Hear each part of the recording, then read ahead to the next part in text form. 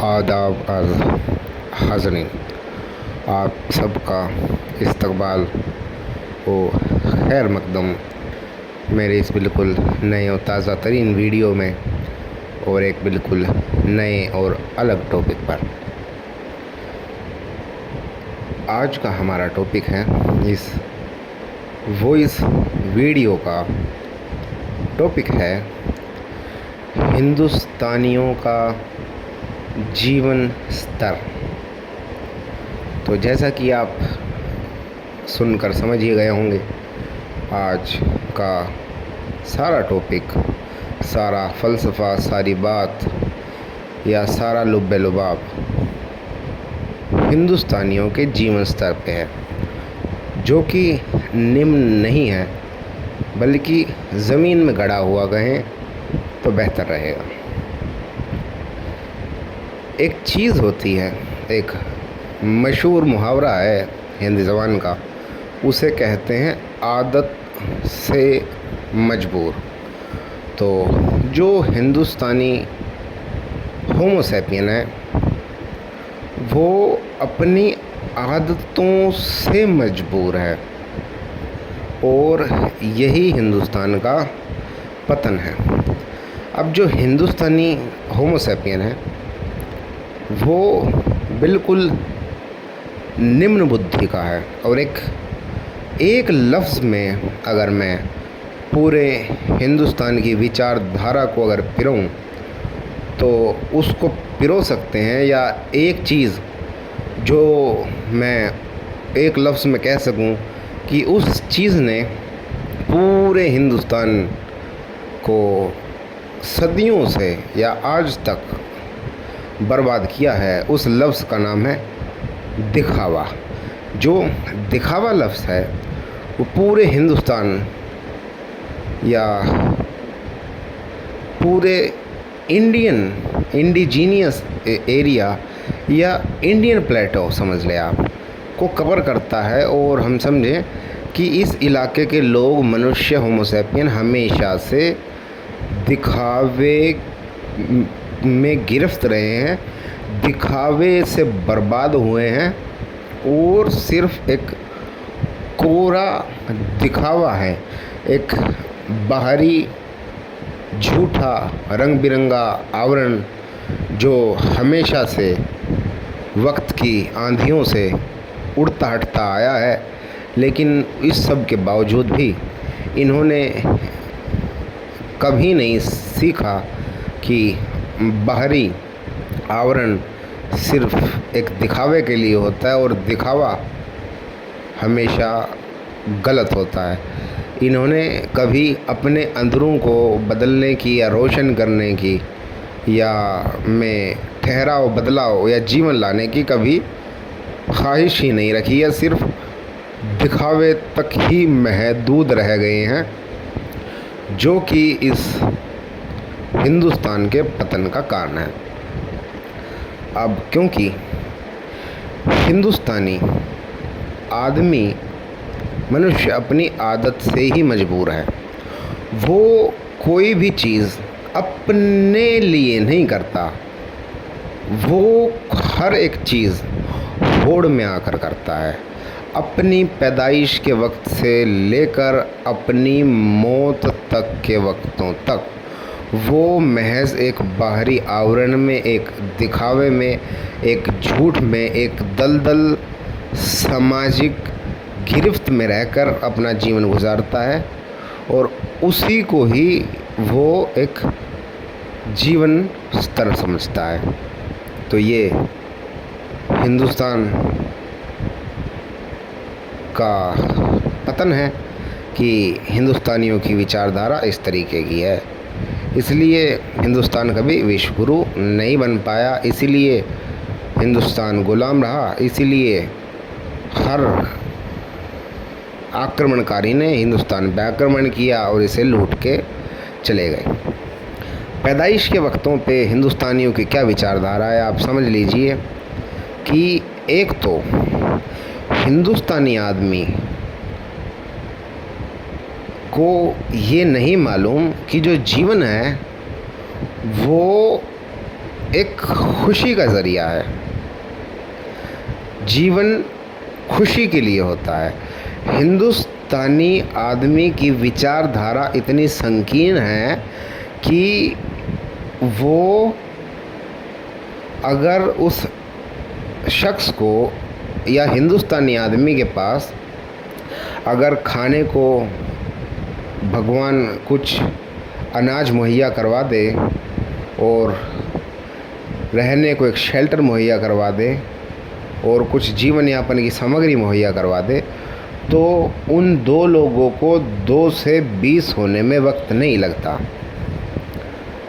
बच्चे पैदा करना तो इनके लिए खेल है, और बच्चे पैदा करना भी जीवन देने के लिए नहीं, सिर्फ एक सामाजिक दिखावे में आकर ये बच्चे पैदा करते हैं कि इनकी जो स्वार्थ है वो ये है कि कोई ना कोई हमारे बुढ़ापे का सहारा होना चाहिए।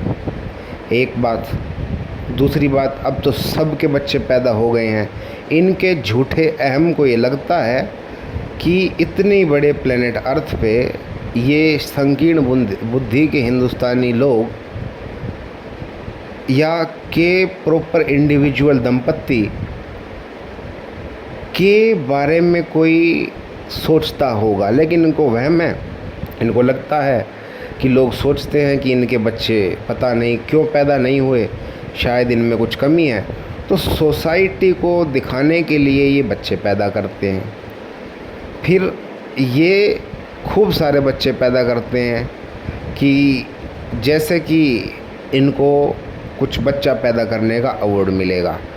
दूसरी बात, इनको ये नहीं मालूम कि जो जीवन किसी को देना होता है वो जेनेटिक कोड में किसी को खुशी बांटी जाती है, बजाय बीमारियों, डिप्रेशन और दुख बांटने के लिए। तो 90% हिंदुस्तानी लोग बीमारियों से ग्रस्त हैं, अनइवोल्व्ड दंपत्तियां हैं। तो एक लफ्ज़ में मैं बयान करूं तो एक फेमस कथन है कि uninvolved parents are the first bulliers of any child. तो कहते हैं कि ना पनपे हुए माँ बाप किसी भी नवजात शिशु के पहले शोषक होते हैं, वो उसका शोषण करते हैं और शोषण करने के लिए उसे पैदा करते हैं। अमूमन हिंदुस्तानी लोग अपने बदन से स्वस्थ नहीं हैं, उस सब के बावजूद वो अपनी बीमारियां नेक्स्ट जनरेशन में ट्रांसफ़र करते हैं, अपने ख़ानदानी चलते आ रहे पीढ़ी दर पीढ़ी डिप्रेशन को ट्रांसफ़र करते हैं नई पीढ़ी में। और इन वजहों से नए पैदा होने वाले बच्चों को ये मालूम ही नहीं चलता कि ये जो बीमारी जिसका चुनाव या जिसका इख्तियार भी उसके हाथ में नहीं है, ये डिप्रेशन जो उसे बचपन से दिया जा रहा है, ये शोषण, ये यातना जो उसे अवचेतन उम्र में या अवचेतन दिमागी नौउम्री में ही उस पर डाल दी गई है, इसमें उसका कोई कसूर नहीं है। तो ये हिंदुस्तान का पतन है और ये हिंदुस्तान के साथ ट्रेजेडी रही है कि ये लोग अनइवोल्व्ड हैं और सीखने को भी राज़ी नहीं हैं। इनमें अमूमन बचपन में ये बस इसलिए बच्चे पैदा करते हैं क्योंकि सबके बच्चे हो गए होते हैं, इनके नहीं हुए होते, और इनको कोई होश वगैरह है नहीं, इनको रिटर्न बैक चाहिए, इनको सामाजिक दिखावा चाहिए, इसलिए इन्होंने बच्चे पैदा करें। फिर वो कुछ बड़ा हो जाता है तो ये अपने बच्चे को कंपेयर सिखाते हैं कि वो ऐसा है तो तू ये कर ले, इससे हमारा ऐसा नाम रोशन हो जाएगा। ये अपने अधूरे सपनों को, अपने बच्चों के सपनों को मारकर उन पर थोपना चाहते हैं ताकि इनके बच्चे अपने सपने देखने की बजाय इनके सपने पूरे करें। ये इस विचारधारा के लोग हैं। फिर ये चाहते हैं इनकी एक ये भी संकीर्ण बुद्धि है कि ये सेक्स के प्रति एक कुंठित विचारधारा के लोग हैं। इनका ये मानना है कि इनके बेटा या बेटी वो सिर्फ शादी के बाद ही सेक्स करे और इनकी मर्ज़ी से करे। आप इस बात को समझें। आपको मैं एक एग्ज़ाम्पल दूंगा कि जो सेक्स है, मान लो लड़की में सेक्स है या लड़के में सेक्स है, वो लगभग 13 बरस की उम्र से उसकी शुरुआत हो जाती है कि हम अपने अपोजिट जेंडर की तरफ अट्रैक्ट होने लगते हैं। लेकिन जो आम हिंदुस्तानी माँ बाप की या पूरे समाज की जो विचारधारा है वो ये है कि 13 बरस में भले ही वो विपरीत के प्रति आकर्षण रखें, लेकिन वो सेक्स करें सिर्फ शादी के बाद। उससे पहले इनके लिए सेक्स करना गुनाह है और शादी के बाद सेक्स करना इनकी नज़र में एक नैतिक जिम्मेदारी है, भले ही उन नए दंपत्ति का मन सेक्स की तरफ या रुझान सेक्स की तरफ ना हो। लेकिन उसके बावजूद उससे पहले इनके लिए वो गुनाह है और उसके बाद एक नैतिक जिम्मेदारी। तो अगर हम इस एग्जाम्पल को लें तो ध्यान रखें कि अगर 13 बरस में आपके मन में विपरीत के लिए आकर्षण है और 13, 14, 15, 16, 17, 18, 19, 20, 21, 22, 23, 24, 25, 26, 27, 28 तक आप इनके कहने के तरीक़ों से चलकर अपनी वासनाओं का दमन करते हैं और एकदम से 26, 27, 28 या जब भी आपकी शादी की उम्र आती है 10-15 साल तक अपनी वासनाओं का दमन करने के बाद और आप एकदम से सेक्स करते हैं, तो ध्यान रखें ये कोई बदन या शरीर कोई जनरेटर नहीं है जिसको बटन दबा के या चाबी लगा के या एकदम से जिसको हैंडल को घुमाकर तक तक तक तक तक तक ऑन कर दिया जाता है। शरीर वक्त के अनुसार पल पल तब्दील होता है, ढलता है और किसी भी चीज़ को करने, सीखने, समझने और प्रैक्टिकल वर्जन आने में एक उम्र लगती है। तो ये इस विचारधारा के लोग हैं कि पहले तो सेक्स अपराध है और शादी के बाद एक नैतिक जिम्मेदारी। उसके बाद ये जैसा इन्होंने किया, उसके बाद ये नए जोड़े पर बच्चे पैदा करने की ज़िम्मेदारी डालते हैं, बल्कि उससे पहले भी ये अपने बच्चे का या अपनी बच्ची का जो शादी का चुनाव है उसको खुद तय करना चाहते हैं। तो ये कितनी बड़ी मूर्खता, आप इस बात को समझें कि इस पूरे ब्रह्मांड में किसी भी व्यक्ति को उसके बारे में कि वो कैसा है, उसे क्या चीज़ें पसंद आएंगी, उसके सिवाय कोई नहीं बता सकता। या आप दूसरी ज़बान में कहें कि जीवन की चाबी या जीवन के ताले की चाबी हर शख्स की अपनी चाबी से खुलती है, या जीवन की तिजोरी की चाबी हर एक की अपने तरीके की होती है और हर एक को अपने तरीके का होने पर या अपने तरीके को स्वीकार करने के बाद जीवन की तिजोरी की चाबी उस शख्स पर खुलती है। तो आप ध्यान रखें कि वो दंपत्ति आपको क्या बता पाएंगी कि आपको किस तरीके का जीवन जीना है, तय करना है, किसके साथ जीवन गुजारना है, कौन आपको पसंद आएगा, कौन नहीं आएगा।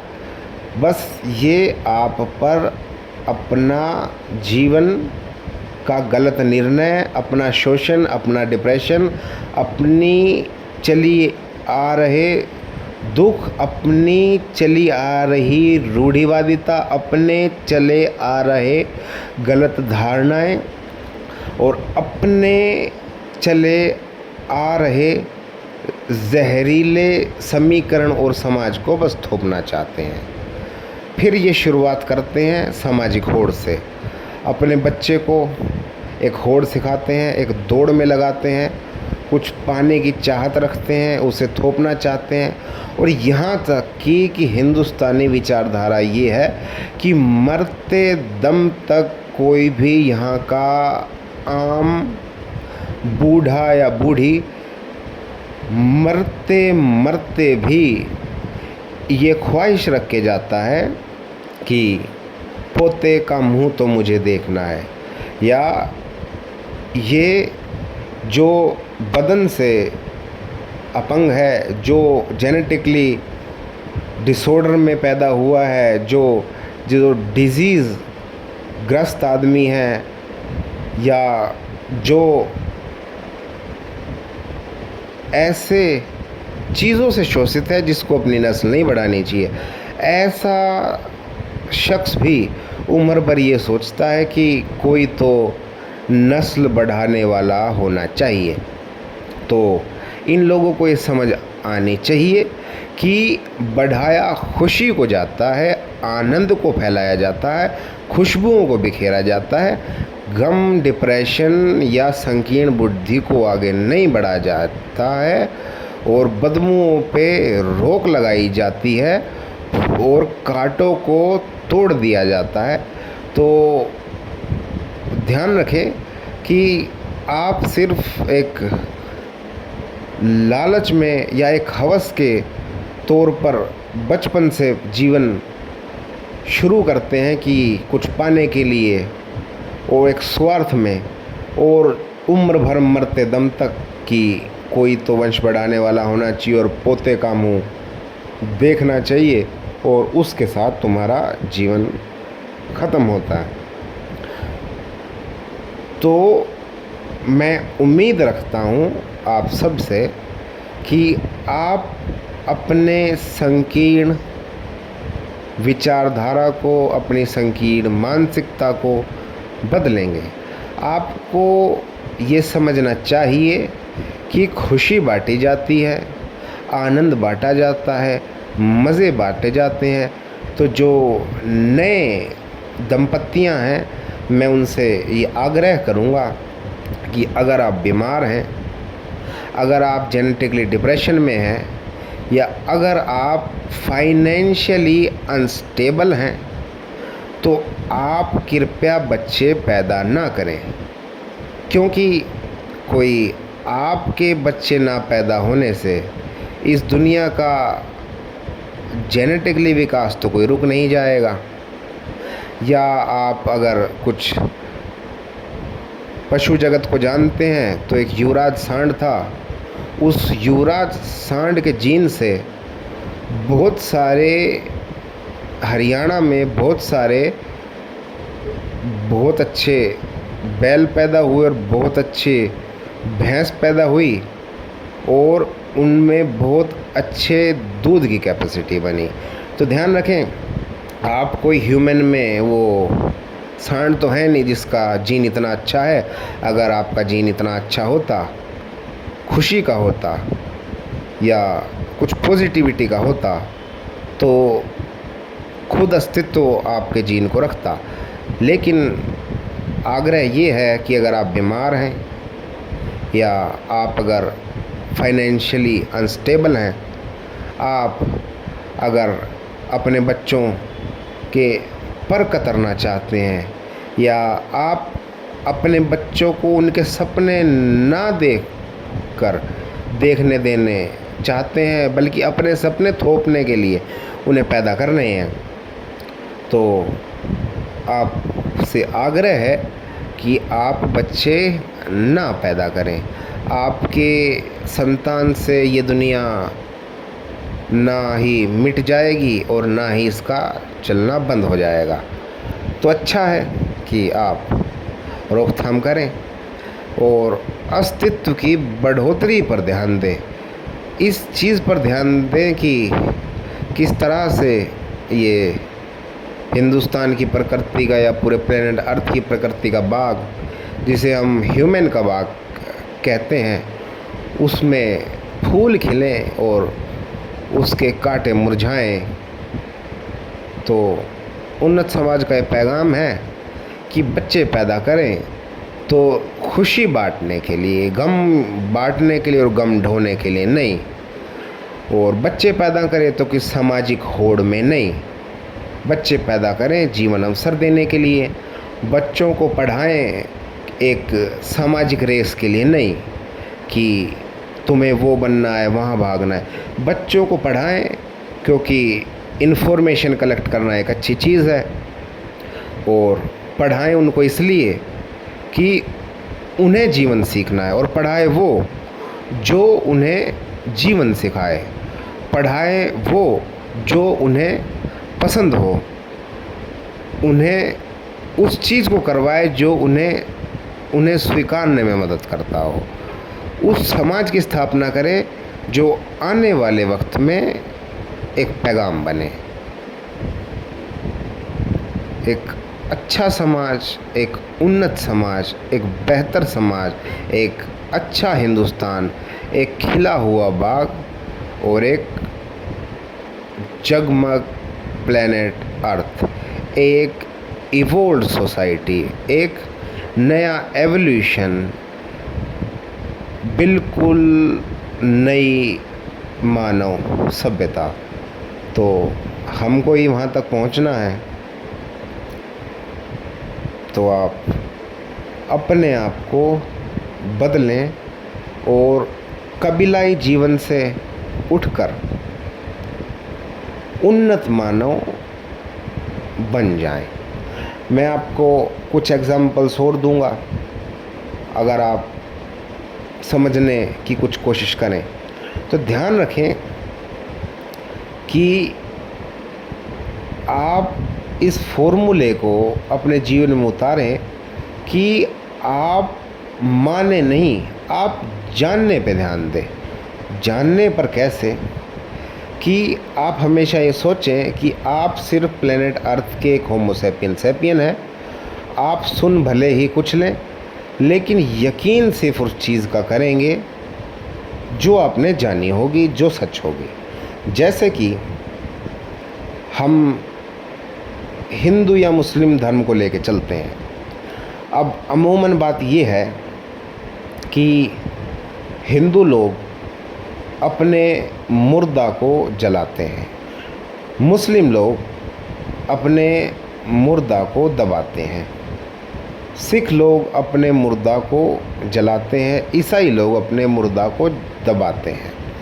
तो आप ये सोचें कि एक उन्नत मानव और हम जितने भी धर्म हैं, इन सब के कल्चर को, इनकी इन्फॉर्मेशन को, इनके तरीक़ों को महज एक इन्फॉर्मेशनल रेंज लेके चलते हैं कि ये हम पे डाल दिए गए हैं, हम उन तरीक़ों से चलते हैं। लेकिन आप आज तक एक बहाव में बहते हुए आए हैं। आप आज तक वो करते आए हैं जो आपको सिखा दिया गया है, जो आपको बता दिया गया है, जो आप मानते आए हैं। लेकिन अब क्योंकि मैंने आपको फॉर्मूला दिया है कि आप माने नहीं बल्कि जानने पे ध्यान दें, तो जानना ये है कि आप इस तरह से सोचें। कभी ये ना सोचें कि अगर हम हिंदू हैं तो हम चीज़ों को जलाएंगे ही, या हम मुस्लिम हैं तो हम लोगों को दबाएंगे ही। आप इस तरीके से सोचें कि आप एक मनुष्य हैं और डेड बॉडी का डिस्पोजल करने के सिर्फ दो ही तरीके हैं, या तो जलाया जाना या दबाया जाना। तो ध्यान रखें कि बात ये नहीं है कि जलाना चाहिए या दबाना चाहिए। बात ये है कि कौन सा तरीका आपके नेचर के करीब है। आप इस बात को समझें। बात ये है कि आप जो इंडिविजुअल है, ना ही हिंदू ना ही मुस्लिम, आप किस चीज़ की तरफ रुझान रखते हैं उस तरीके से अपना जीवन गुजारे, बगैर किसी जाति, धर्म, संप्रदाय, इन्फॉर्मेशन की आड़ में आकर। ये एक उन्नत मानव का भविष्य है। इसी चीज़ को आप पढ़ाई या प्रेम संबंधों में स्थापित करें। आप ये समझें कि बिल्कुल हम ऐसे जैसे दबाना है, जलाने की इन्फॉर्मेशन है, ऐसे आप समझें कि हिंदू में या मुस्लिम्स में या और कल्चर में जो जोड़े हैं उनका निर्धारण सिर्फ ये बताया जाता है कि लड़का सिर्फ लड़की को प्रेम करेगा और लड़की सिर्फ लड़के को। लेकिन और हर धर्म में जिसको समलैंगिकता कहती है उसका विरोध किया गया है, जबकि प्रकृति ने ही अगर किसी को समलिंगी पैदा कर दिया तो कोई धर्म उस पर उंगली उठाने की हैसियत नहीं रखता। तो ध्यान रखें कि सबसे बड़ा धर्म प्रकृति है और अपनी प्रकृति को स्वीकारना ही सबसे बड़ा धर्म का कर्तव्य है।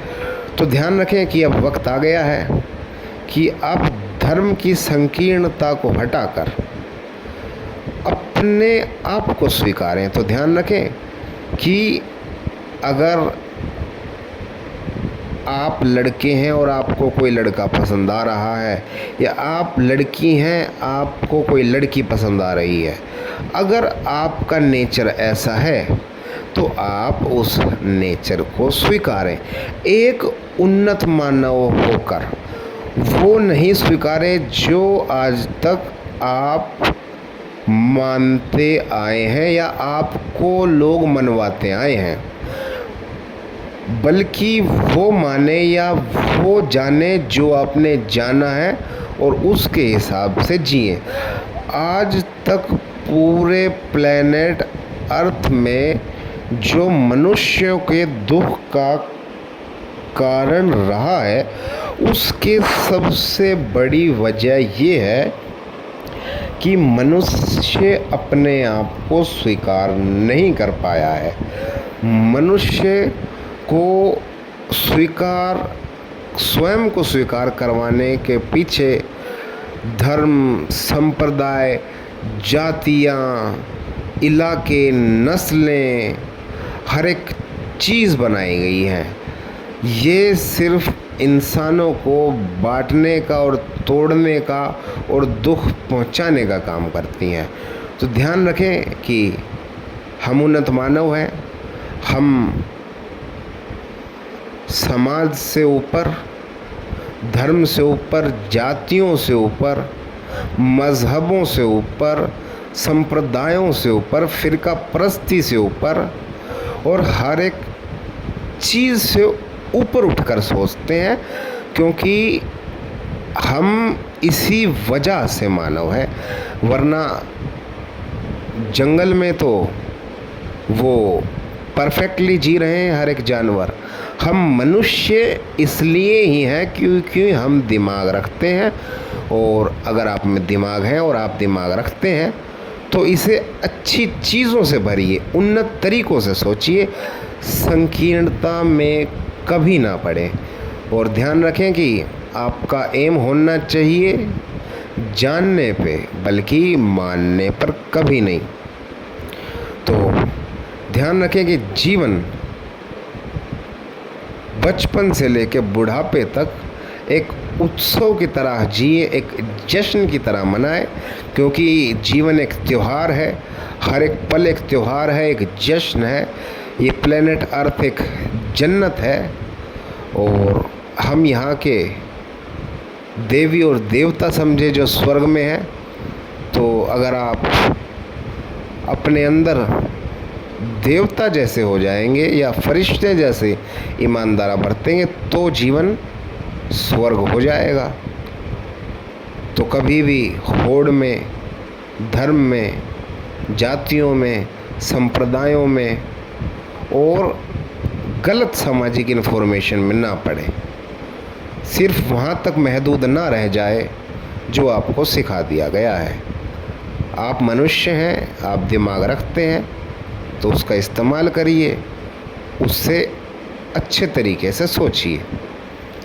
बच्चे पैदा करें तो जीवन अवसर देने के लिए, उन पर कुछ थोपने के लिए नहीं, उनसे कुछ पाने के लिए नहीं।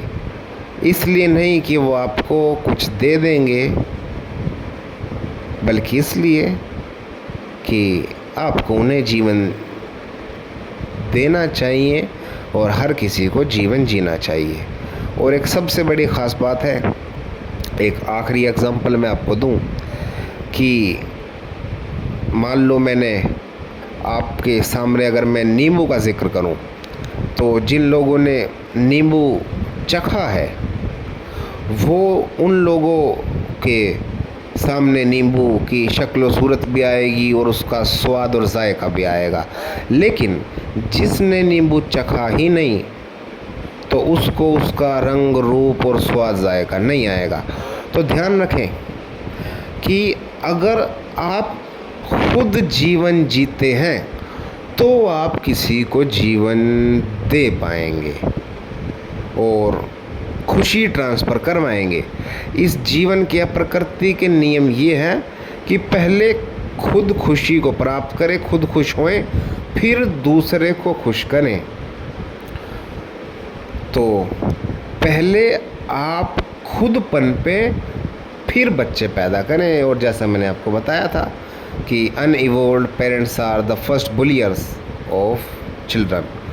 तो पहले खुद पनपें। हर एक दंपत्ति को अपने आप पर काम करना चाहिए और फिर इस जीवन में नई आने वाली नस्लों को तोहफे के रूप में जीवन देना चाहिए। तो उम्मीद है कि इस वीडियो में मैंने आपके कुछ मसलों का हल किया होगा या आपको एक बहुत बड़े समंदर और बहुत बड़े मीठे पानी के समंदर के कुछ कतरे आपको टेस्ट कराए होंगे, का जायका चखने का आपको मौका दिया होगा। लेकिन समंदर को जानना, समंदर की थाह तक पहुंचना और समंदर हो जाना कतरे का, ये आप पर है। तो आप अपने अंदर तब्दीली लाएं। मेरा जो पूरा मकसद है इस सारी सीरीज़ का और मेरे जीवन का और प्लेनेट अर्थ का, तो ये समझेगी मुझ पर कुछ जिम्मेदारियां हैं इंसानियत को आगे पहुंचाने की, या समझे कि जो जीवन मैंने पाया उस के कुछ आनंद आप पर बिखेरने की, या यूँ समझे कि ये प्लेनेट अर्थ अपना ही है। और क्योंकि संपूर्ण जगत एक परिवार है, तो ध्यान रखें कि हम सबको ही आगे बढ़ना होगा। तो मैं उम्मीद रखता हूँ कि हम आगे बढ़ेंगे और एक दिन ये बाग लहलाएगा, जगमगाएगा और रोशन हो जाएगा इंसानियत की चहक और महक से। आज का पैगाम यहाँ पर तमाम।